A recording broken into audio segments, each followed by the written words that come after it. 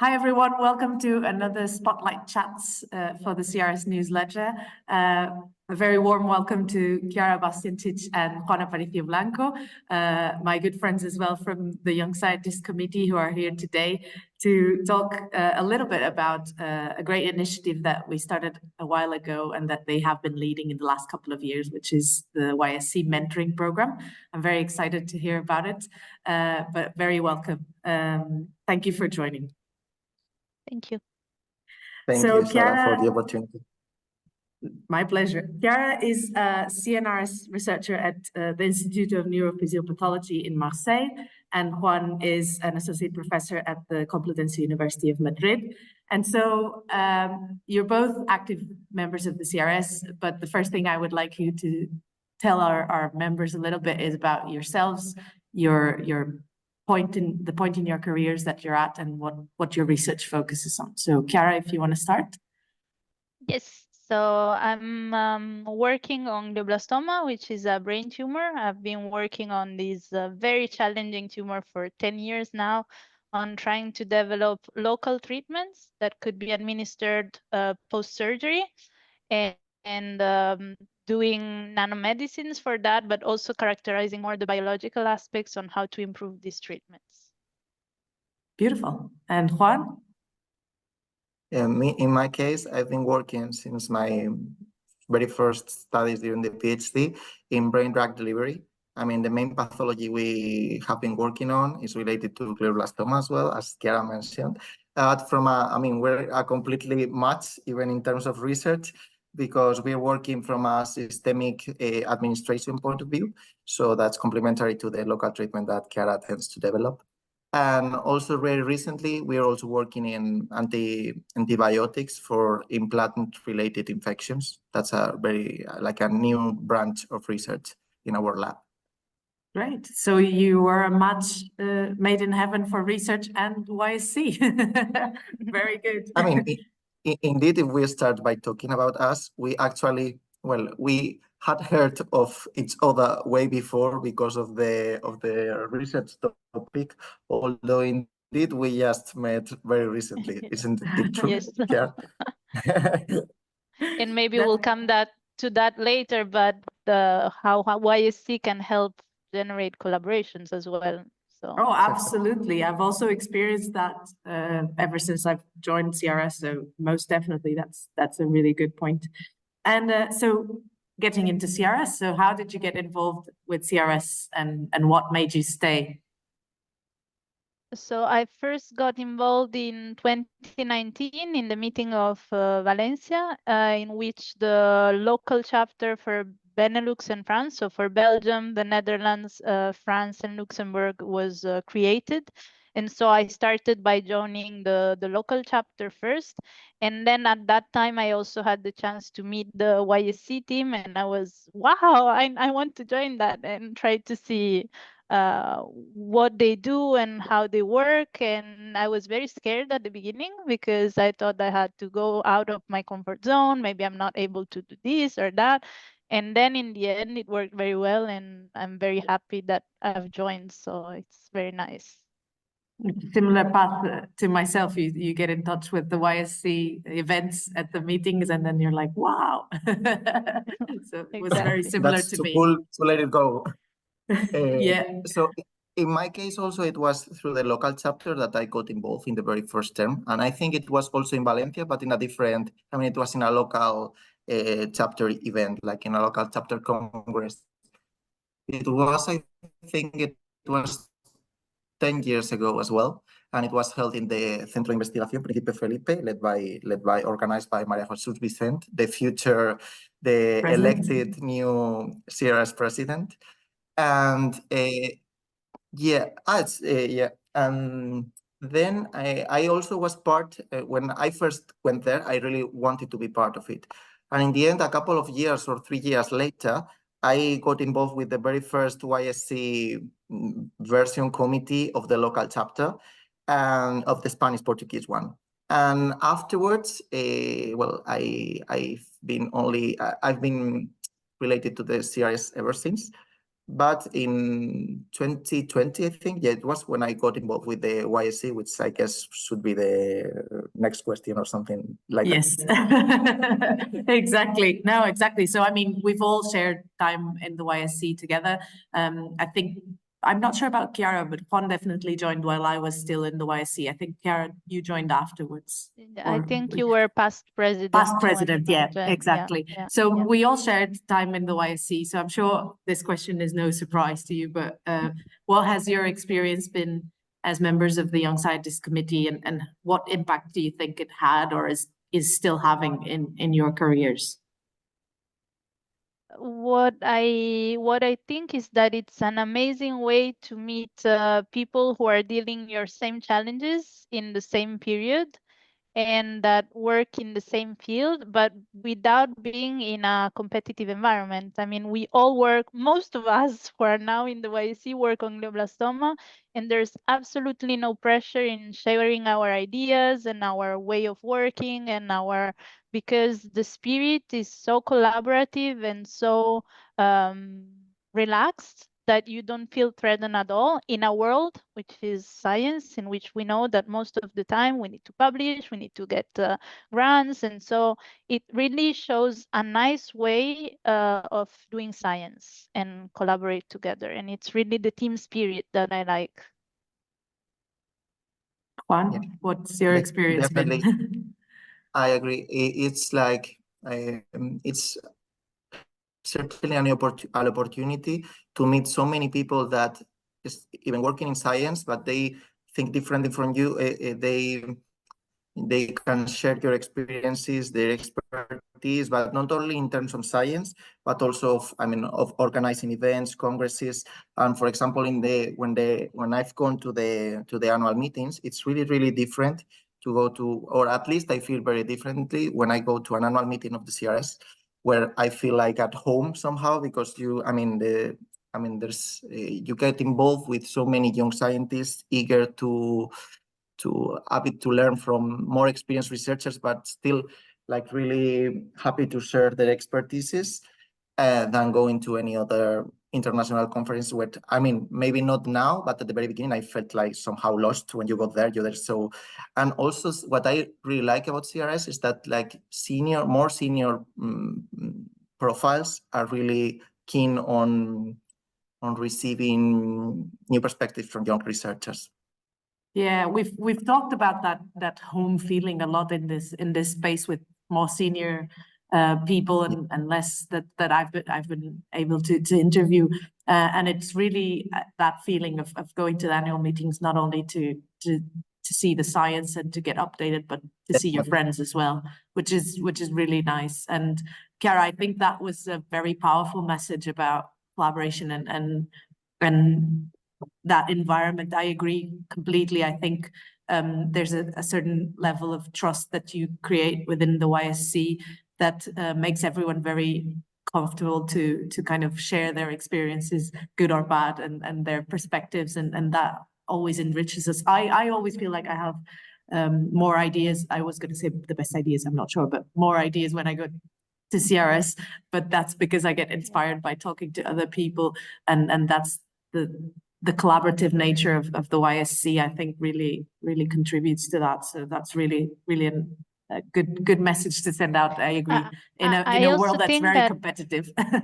Yeah, and also the fact that it's a volunteering activity. In the end, I mean, we're all there because we want to be there. We're not forced. We gain nothing in the end, but we are all happy to be there. And that's also important because it's true that we have many things to do in our daily routine, but that it's a time that we dedicate. We meet very late at night after work, but still we're all happy to be there and to work together. So that's a relaxing side of science, let's say. I agree. So I would like to make an statement on sure. that. Sorry, No, I think go there's ahead. Go ahead. my connection. That when I listened to your talk in the past CRS meeting, you said like, I am because we are. And I would like to highlight that I am because we are, and you showed like the picture of the YSC, and the YSC has contributed to such extent to who I am right now that I fully agree with you. Like, I fully understand that YSC can really make a difference in young researchers' lifetime. Yeah, 100%. I stand by what I said in Bologna. So we're here to talk about the mentoring program, and obviously that's the kind of flagship of you guys in the YSC for the last few years and probably a little bit longer. So my question is, what's the balance for you of the program, and what were the goals, and what do you think is still there to do and to improve in the next few years? What would you like to see? So the mentoring program started as an idea to try to connect mentees, so early career scientists at any stage of their career, with more senior scientists, which could have 2-3 years more of experience or 30+ year more, depending on the needs. I think that what it's the balance of the mentoring program, who is now, we have just finished the 4th cohort. It's quite positive in the sense that the mentors are super happy to be part of, of the mentoring program, which is really nice. And the mentees as well. Those that engage are very happy. I think that what we need to work on probably in the future is how can we engage more the early career scientists, in the sense that probably it's very difficult to see the challenges that lie ahead. And so maybe as YSC, we can guide them more in their perspective of future. So, okay, now I just finished the PhD. What's next? What should I do? What will happen? Especially during the postdoc time, it's not easy. So maybe as from our side, we need to be more considerate on what were the challenges for us, as we're all also early career scientists, to guide them more. Juan, I don't know if you have other opinion, or if you agree. I was going to tell a little bit my story related to this mentorship program, because, well, I took part of the first cohort as a mentee, and it was because I took part of that cohort as a mentee that I said, oh, I really want to be part of it. I really want to keep on going on that. I just don't want to give the program, just a year was too little for it. So I've been doing my best to create, together with Chiara, the most fruitful matches ever since. And I've been part of together with Chiara, of the mentorship team for the other 3 cohorts. And in terms of future challenges that the program should face in the coming years, I would highlight 2. First, should be, I mean, both of them are related to enrollment, but one from the mentor part and another one from the mentee part. Let's start with the enrollment from the mentee part. So we actually ask mentees to be able to enroll that they are either part of the CRS, our members, or they're part of the local chapters. I mean, this has for sure a reason behind, and that is that indeed the mentorship could serve like, I mean, like to spread the word about CRS, about local chapters, and that's the idea. However, I mean, and even if, of course, CRS are really committed, is really committed to EDI, equality, diversity, and inclusive features, there are some countries that do not have a local chapter. So it can be an issue, and indeed, I'm thinking about 3-4 applications this year where they were telling us, oh, but we are not part of the CRS because we cannot afford it. And normally for young researchers, the good part about local chapters is that memberships tends to be free or really low account. But the thing is that there's no local chapter, and there's no point for me from a given country to belong to a different local chapter where I'm not related at all. So that's definitely a challenge, I would say, from the mentee part. And from the mentor part, well, I would say that there's always need for industry mentors, because, I mean, the CRS mentorship program tends to be a little bit academic oriented, but not because we want it to be academic oriented necessarily. It's because the number of industry mentors tends to be lower than that of academic mentors.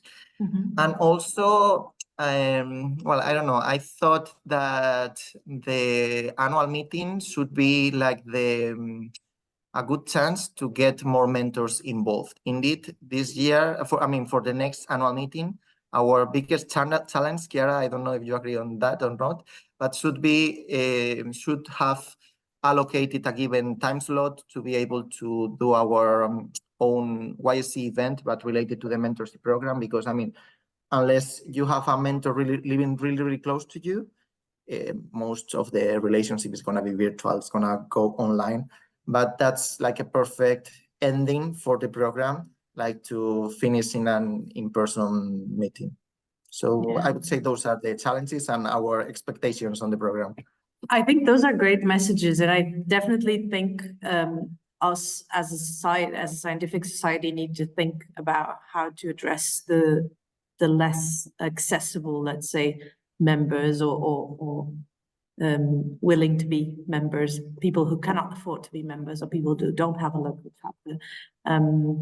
And also the industry area is really important. And if I may, I can. And I hope it encourages people to get involved. I wanted to talk a little bit about my experience in the program. So I joined as well the first cohort as a mentor at the time, and then the second cohort I joined as both. And the first cohort as a mentor led to a for me, very special experience this year in Italy, which was my first mentee in the program was a researcher from Poland, Paulina. And I remember our conversations at that point. She was struggling a little bit in terms of her career progression. She was struggling to find the funding to continue in research and particularly to attend conferences. So she was really keen on going to a CRS annual meeting, but she was struggling in that area. And this year we met in Italy for the first time in person.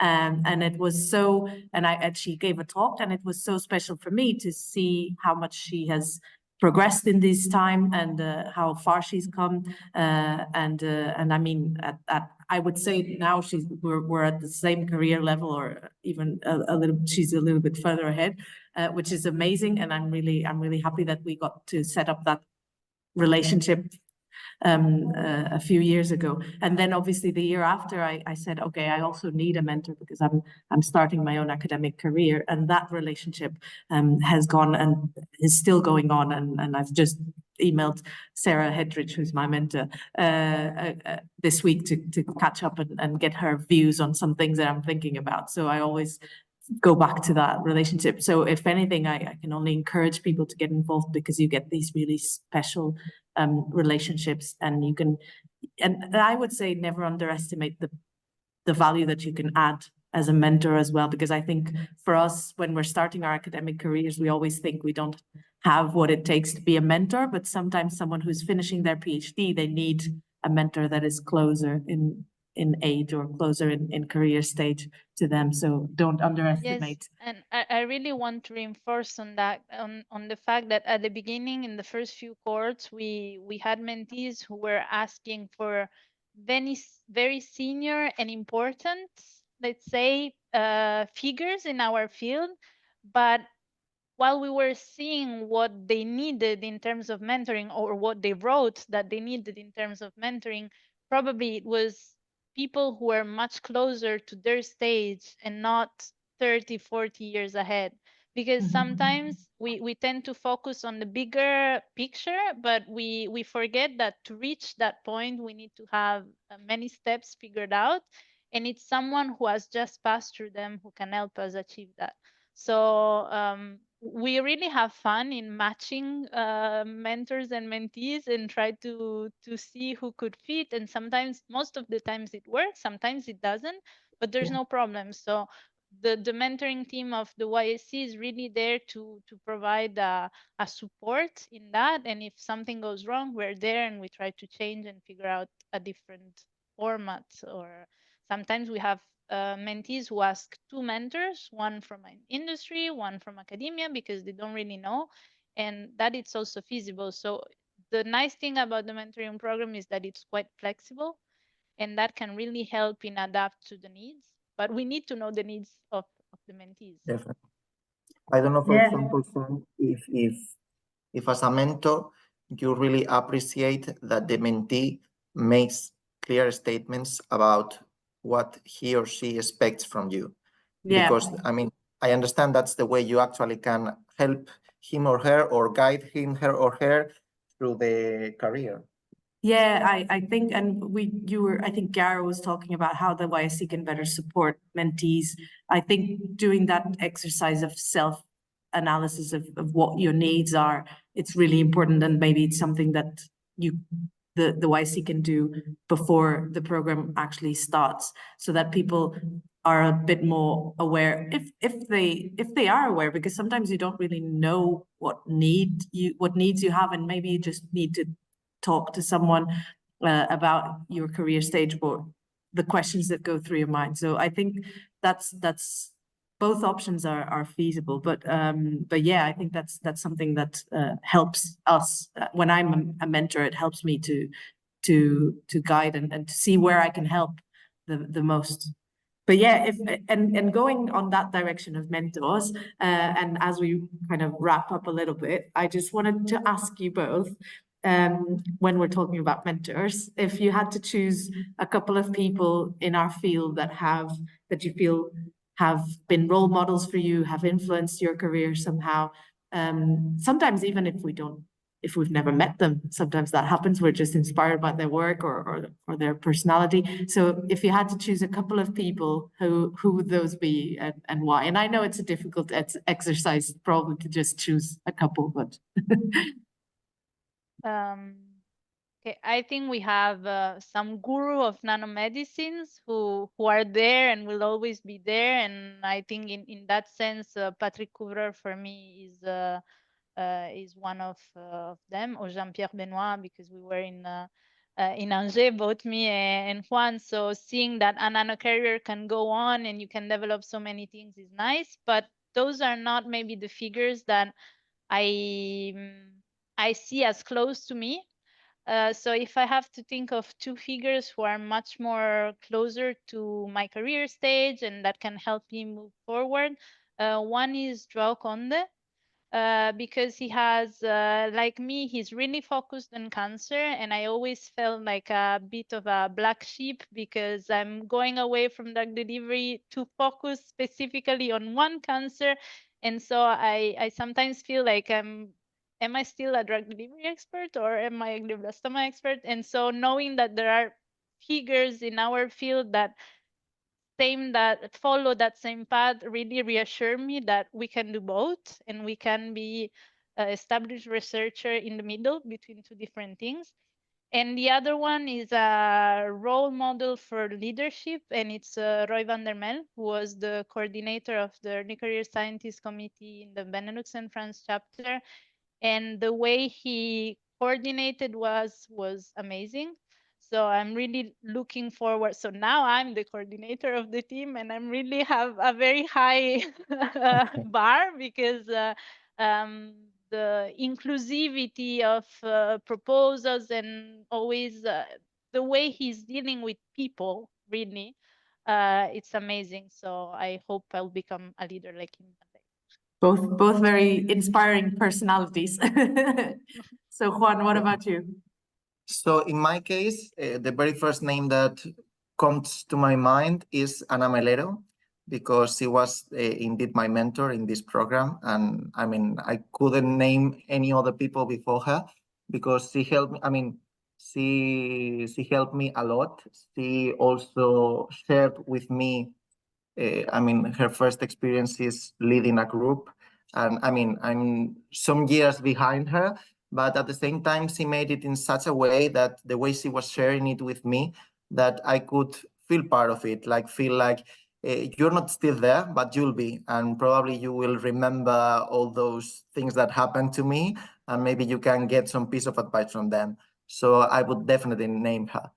Then a second one, I would name Bruno Sarmento, because I mean, that was one of the very big names that I first got in contact with, because, well, for some reason, because we were applying together for a postdoc position. I mean, I was applying at his lab, and since then, I mean, he's really, I mean, he has never been a mentor to me officially in any official program, but has somehow worked as such, like unintentionally, and I really appreciate it for that. I mean, and I would name a third one, which is really, really CRS related. And even if I haven't talked to her, like, I mean, probably she doesn't even know who I am, and I haven't talked to her in person maybe one or a couple of times, I would name Christine Allen, because I heard some of these. I mean, she's so good at making these kind of slogans that really get into your head and you never forget them. And I remember one of those slogans was like, mentors can be or are game changers. And I don't, when I decide every year, like, I'm gonna still be part of the mentorship program. I've got so many things to do, but that's rewarding for me. I want to stay there. So that's one of the sentences that keeps coming to my mind, like, mentors can be game changers. It's worth being part of it.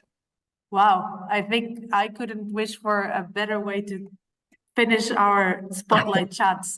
Well, I admire all 5 people you named, so I think we're very much aligned in that sense. I had the joy to be able to also have Christine in this setting not long ago. So so definitely very inspiring people, and I want to just wrap up with that that sentence. I think closes very well our talk about the mentoring program. Mentors can be game changers, and I would just say no one is too young or too old to be a mentor and or a mentee. So I don't know, just in the last couple of minutes that we have, if you want to just say a final message to the CRS members to engage with the program, time is yours.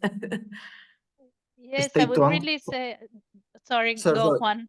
No, I was going to say stay tuned for the 5th cohort, which will be coming soon. And I would say don't be shy, because really there's place for everyone in the YSC, in the CRS, and in the mentoring program. So don't be shy and apply. Definitely. Thank you both so much for joining. I think it's going to be really interesting for everyone to hear about the program and about all the beautiful work you've been doing in the YSC. So carry on, move forward, and I wish you the best for the new cohort, which of course I'm going to be involved with because it's one of my favorite programs in the CRS. So I can only encourage everyone. So thank you very much and see you soon. Thank you, Sara. Bye.